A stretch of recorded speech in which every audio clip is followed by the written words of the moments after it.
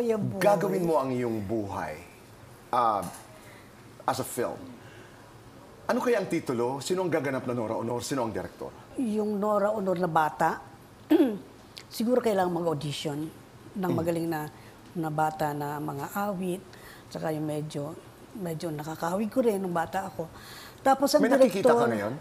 Sa ngayon, wala po. Kasi ang binabalak namin noon, mag-audition talaga, maghanap talaga ng mga bagong bata na artista.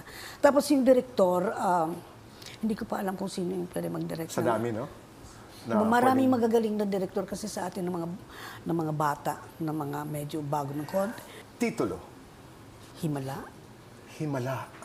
Himala pa rin kasi sa nangyari sa buhay ko, talagang himala talaga. Hindi mo malalaman kung paano ka napunta rito. Pero sa mga fans kasi naman yun eh.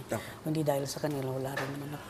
So, pag-usapan natin ang ilang mga pelikula na ginawa mo. These are films na mga paborito ng marami. Hindi ho natin magagawa ang lahat o ang marami dahil nga sa kakulangan ho natin sa oras.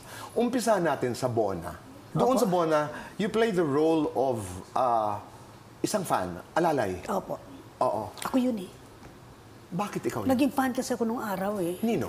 Nung nasa probinsya ako. Dati kay Amalio Puentes, nung nagpunta ako ng Manila, medyo nag-artista na ako. Nakita ko yan sa bahay nila Temyong, na Tower Productions.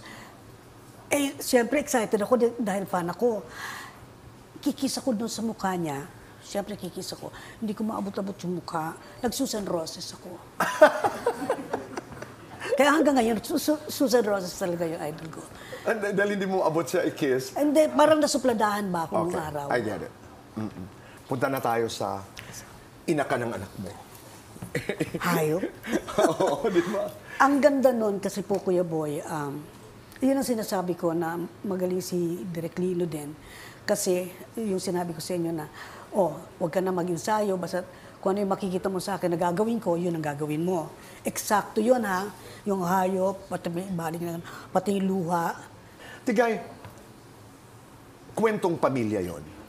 Dalhin natin ito ngayon sa iyo bilang isang ina. Kumusta ka bilang isang ina? May mga pagkakataon na, siyempre, alam ng tao na hindi ko kasama yung mga bata. Siyempre, na-miss ko rin naman siya. Mayroon kami mga hindi pagkakaintindihan na sabi ko nga sa inyo, hindi ko naman itinatago.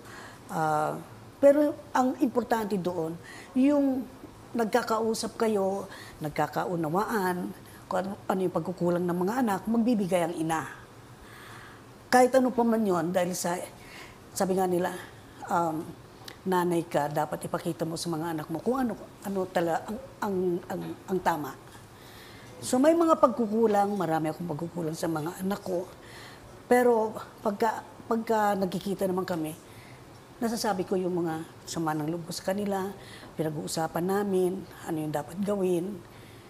Nakikinig naman sila. Ang importante doon, nagkakausap kami. Importante yun. Opo. Katulad na lamang nung recent na nangyari. Kasi nababasa. Ngayon, lalo lang ngayon, Tigay, may social media. Alin po yun? Yung may kinalaman kay Matet. Ay, sa tuyo. Oo. Yun naman kasi, hindi kami siguro may pinagdadaanan din yung anak ko. At hindi ko rin naman alam na may pinagdadaanan siya. Ang sa akin, nagkaroon ako ng halika maggawa tayo ng tuyo, ganyan. Na hindi ko alam na ikakasama ng loob niya na So, yun, nagkaroon ng sama ng loob. Pero, katulad ng sinabi ko kanina, importante yung nag-uusap. Okay kami ngayon, dinadalaw ako ng mga anak ko, sila Ian. Kararating lang palang na Ian galing ng Japan shooting. Pagka Sunday, pinapasyalan nila ako.